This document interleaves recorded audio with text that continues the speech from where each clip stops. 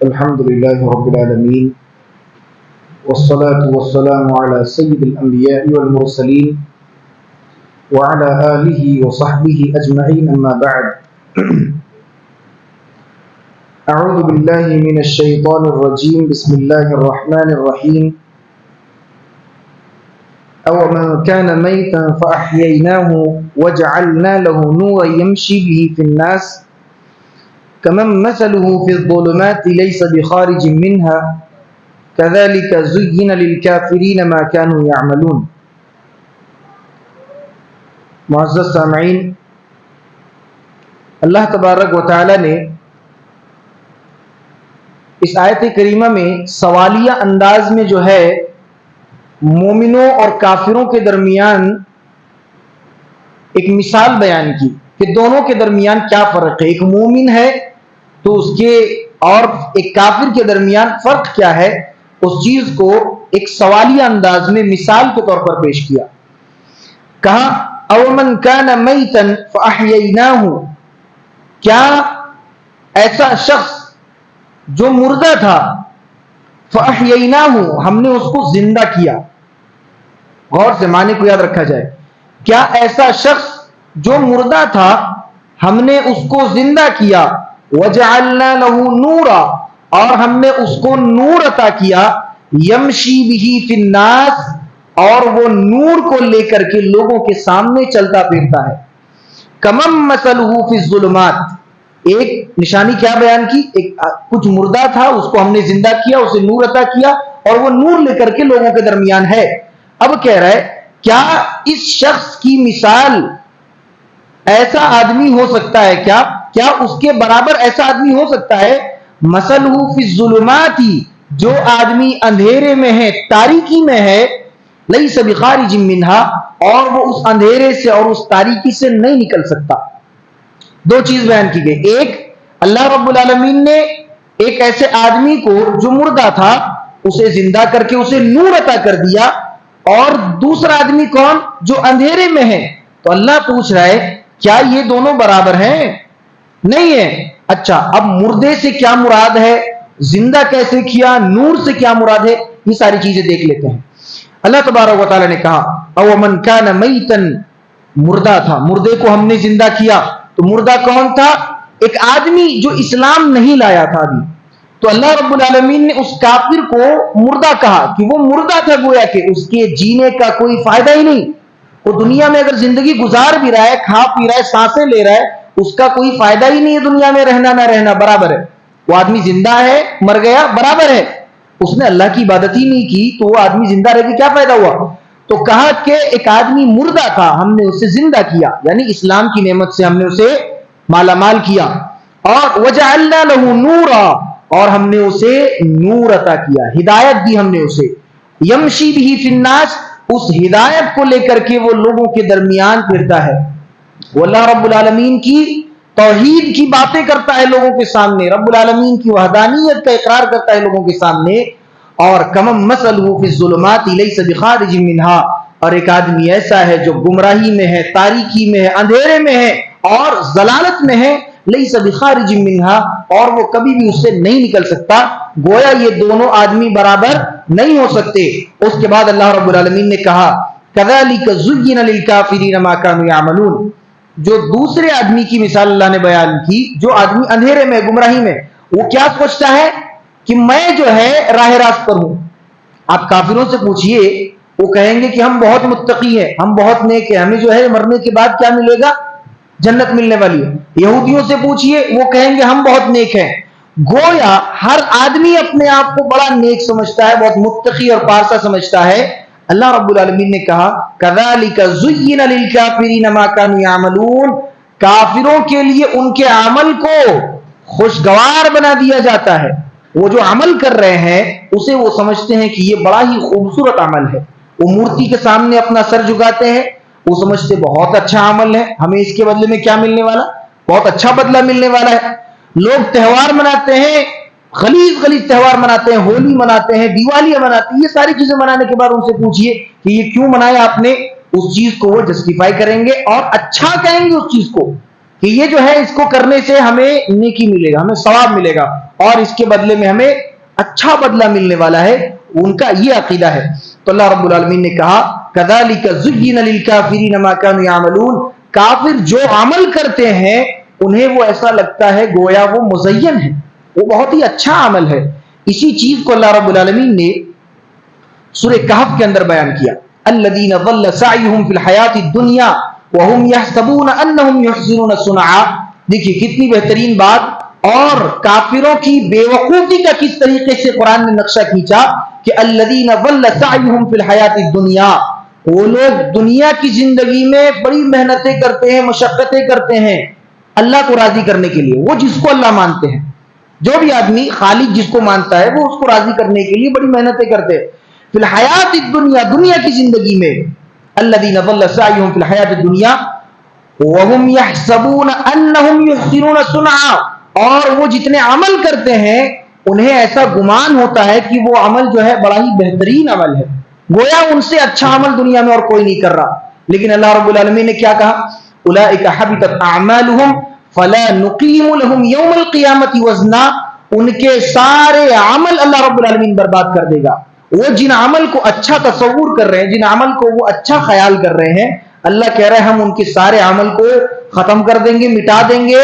فلا نقیم لہم یوم القیامت وزنا, اور جب وہ قیامت کے دن اللہ رب العالمین کے سامنے آئیں گے تو اپنے میزان کو جو ہے ہلکا پائیں گے, نیکیاں نہیں ملے گی ان کو, اپنے نامہ اعمال میں نیکیاں نہیں ملیں گی. اللہ رب العالمین کہے گا تمہاری نیکیاں مٹا دی گئی, ڈیلیٹ کر دی گئی, ختم کر دی گئی, کیونکہ وہ نیکی تھی ہی نہیں. تم جس کو نیکی سمجھ رہے تھے دراصل وہ کیا ہے, وہ نیکی ہے ہی نہیں. یہ کافروں کا حال ہے. اچھا, بعض مسلمانوں کے اندر بھی یہ حال ہے کہ وہ ایسے ایسے عمل کرتے ہیں جس کو وہ بڑا اچھا سمجھتے ہیں, بہت اچھا سمجھ کر کرتے ہیں, اور انہیں جب کہا جائے کہ بھائی اس کی دلیل قرآن و حدیث میں نہیں ہے تو کیا کہتے ہیں, ارے عبادت ہی تو ہے, عبادت ہی تو ہے, اگر کر لیں گے تو کیا فرق پڑتا ہے, کیا حرج ہے. نہیں, شریعت کا ایک مسئلہ سمجھا جائے کہ شریعت میں دو چیزوں کے لیے دلیل کی ضرورت پڑتی ہے, ایک عبادت, ایک معاملات. تو عبادت میں کرنے کی دلیل چاہیے. اگر کوئی آدمی عبادت کر رہا ہے تو کرنے کی دلیل چاہیے کہ یہ عبادت قرآن و حدیث سے ثابت ہے یا نہیں ہے. اور دوسرا کیا ہے, معاملات. تو معاملات کے لیے کرنے کی دلیل نہیں چاہیے, معاملات کے لیے نہ کرنے کی دلیل چاہیے. اگر آدمی کپڑا پہن رہا ہے, کپڑا پہننا کیا عبادت ہے؟ نہیں ہے. لیکن اب کوئی یہ کہے کہ کپڑا پہننے کی دلیل کہاں ہے, کہاں لکھا ہوا ہے کہ جو جبہ پہنا جائے, کہاں لکھا ہے کہ ٹوپی پہنا جائے, یہ کیا ہے, یہ عبادت نہیں, یہ معاملات ہے. اگر معاملات میں کسی چیز کو منع کر دیا گیا تب جا کر ہم معاملات سے رک جائیں گے, اور عبادت کرنے کے لیے ہمیں دلیل کی ضرورت پڑتی ہے. تو یہ چیز اللہ رب العالمین نے یہاں پر بیان کیا کہ اگر آدمی کوئی عمل کرتا ہے تو وہ عمل اگر کہیں غلط ہے, اس کا ایمان درست نہیں ہے, تو اسے وہ عمل بہت اچھا لگتا ہے. حالانکہ اچھا عمل کہاں سے ملنے والا ہے, قرآن حدیث کے ذریعے سے. اس چیز کو بیان کیا گیا. لہٰذا عبادتوں میں بہت ہی محتاط رہیں کہ کون سی عبادت ہم کر رہے ہیں, اس کی دلیل قرآن میں ہے یا نہیں ہے, اس کی دلیل حدیث میں ہے یا نہیں ہے. اس چیز کو دیکھ کر عبادت کیا جائے. اور آگے دیکھیے, اللہ رب العالمین نے بیان کیا وَكَذَلِكَ زَيَّنَ لِكَثِيرٍ مِّنَ الْمُشْرِكِينَ قَتْلَ أَوْلَادِهِمْ شُرَكَاؤُهُمْ. جو کافر تھے زمانے جاہلیت میں, وہ اپنے بچوں کو قتل کر ڈالتے تھے.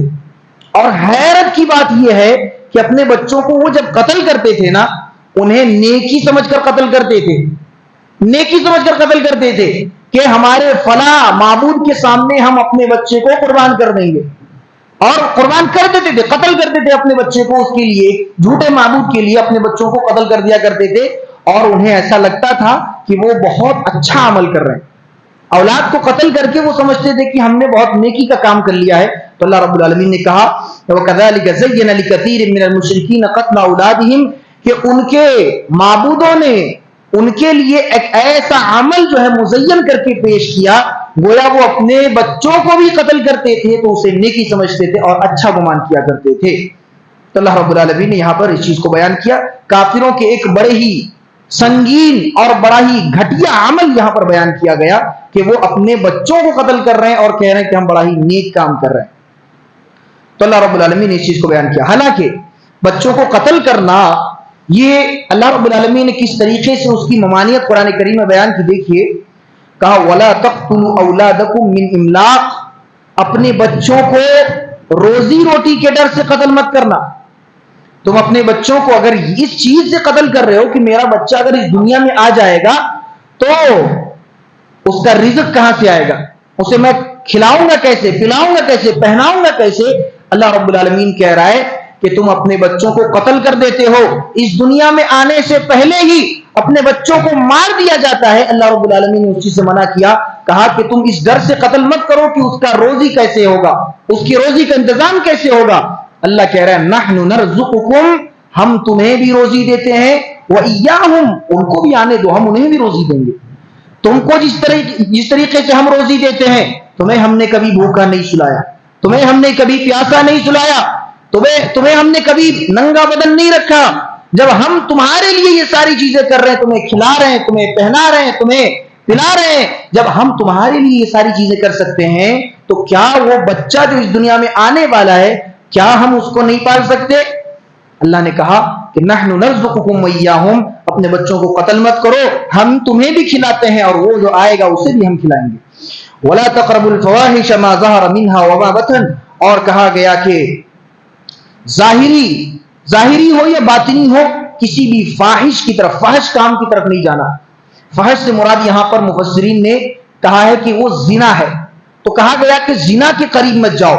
ولا تقتلوا النفس التي حرم الله الا بالحق, اور کسی جاندار کو بغیر کسی غلطی کے قتل مت کرنا. یعنی کوئی ایسی غلطی نہیں ہے اس کے اندر, یعنی اگر آدمی قتل کر رہا ہے اور شریعت نے اس کا حکم نہیں دیا, شریعت نے بعض جگہ پر انسان کو قتل کرنے کا حکم دیا, آدمی اگر شادی شدہ ہے, وہ زنا کر رہا ہے, تو کیا کرنا ہے, اسے قتل کر دینا ہے. لیکن ایسی کوئی دلیل قرآن و حدیث میں نہیں ہے, اس کے باوجود بھی اگر کوئی قتل کرتا ہے تو اللہ رب العالمین نے اس چیز سے منع فرمایا. اور دیکھیے وَأَنَّ هَذَا صِرَاطِي مُسْتَقِيمًا فَاتَّبِعُوهُ, اتنی ساری چیزیں بیان کرنے کے بعد اللہ رب العالمین نے اپنے نبی صلی اللہ علیہ وسلم کی زبانی جو ہے لوگوں کو یہ کہلوایا کہ وَأَنَّ هَذَا صِرَاطِي مُسْتَقِيمًا فَاتَّبِعُوهُ, یہ جو میرا راستہ ہے نا, جس راستے پر میں چل رہا ہوں, فَاتَّبِعُوهُ, اسی راستے پر تم بھی چلو. مُسْتَقِيمًا فَاتَّبِعُوهُ, یہ راستہ سیدھا راستہ ہے, اور جس راستے پر میں چل رہا ہوں وہ سیدھا راستہ ہے, اور اسی راستے پر تمہیں بھی چلنا ہے. وَلَا تَتَّبِعُوا السُّبُلَ فَتَفَرَّقَ بِكُمْ عَنْ سَبِيلِهِ, اور جو ہے الگ الگ راستوں میں نہ چلو, جس راستے پر میں نہیں چل رہا اس راستے پر تمہیں نہیں چلنا ہے. اللہ رب العالمین نے اسی چیز کو بیان کیا قرآن کریم کے اندر, اور اللہ کے رسول صلی اللہ علیہ وسلم کو لوگوں کے لیے ایک آئیڈیل کے طور پر پیش کیا, ایک نمونے کے طور پر پیش کیا, کہ کہا کہ صراطی مستقیم, جو میرا راستہ ہے اسے فالو کرو. گویا اللہ کے رسول ہمارے لیے آئیڈیل ہے, اللہ کے رسول صلی اللہ علیہ وسلم ہمارے لیے اسوہ ہے اور نمونہ ہے. اور آئیے ایک اور آیت دیکھ لیتے ہیں. اللہ رب العالمین نے بڑی پیاری بات کہی کہ من جاء بالحسنۃ فلہ عشر امثالها ومن جاء بالسیئۃ فلا یجزى الا مثلها وهم لا یظلمون. اللہ رب العالمین نے لوگوں کے سزا و جزا کے تعلق سے بیان فرمایا, کہا من جاء بالحسنۃ, جو آدمی کوئی نیکی لے کر آئے گا میرے پاس, نیکی لے کر آتا ہے, تو فلہ عشر امثالها, تو اس ایک نیکی کو ہم 10 گنا بڑھا دیں گے. اگر آدمی ایک نیکی کر کے آ رہا ہے, اللہ کہہ رہا ہے کہ ہم اسے 10 گنا بڑھا دیں گے. یہ یقینی ہے کہ ایک نیکی کو اللہ 10 گنا تک بڑھا دے گا. یہ اللہ رب العالمین کی قدرت اور اس کا کمال ہے. اور ومن جاء بالسیئۃ, اور جو کوئی برائی لے کر آتا ہے, کوئی گناہ کر لیتا ہے, فلا یجزى الا مثلها وهم لا یظلمون, تو ہم اسے بڑھائیں گے نہیں. اگر ایک گناہ لے کر آ رہا ہے ہم اسے بڑھا نہیں دیں گے. جس طریقے سے اگر کوئی آدمی نیکی کو لے کر آ رہا ہے, ایک نیکی ہے اس کے پاس, اللہ کہہ رہے ہیں ہم اس ایک نیکی کو 10 گنا بڑھا دیں گے. لیکن وہیں پر اگر کوئی گناہ کر رہا ہے, ایک گناہ ہے, اللہ کہہ رہے ہیں ہم اسے اس گناہ کو مزید نہیں بڑھا دیں گے. ولا فلا یجزى الا مثلها, ہم اسے اتنا ہی بدلا دیں گے جتنا اس کا گناہ ہے. ولا یظلمون وهم لا یظلمون, اور ہم اس بندے کے ساتھ, اس گنہگار بندے کے ساتھ جو ہے ظلم نہیں کریں گے.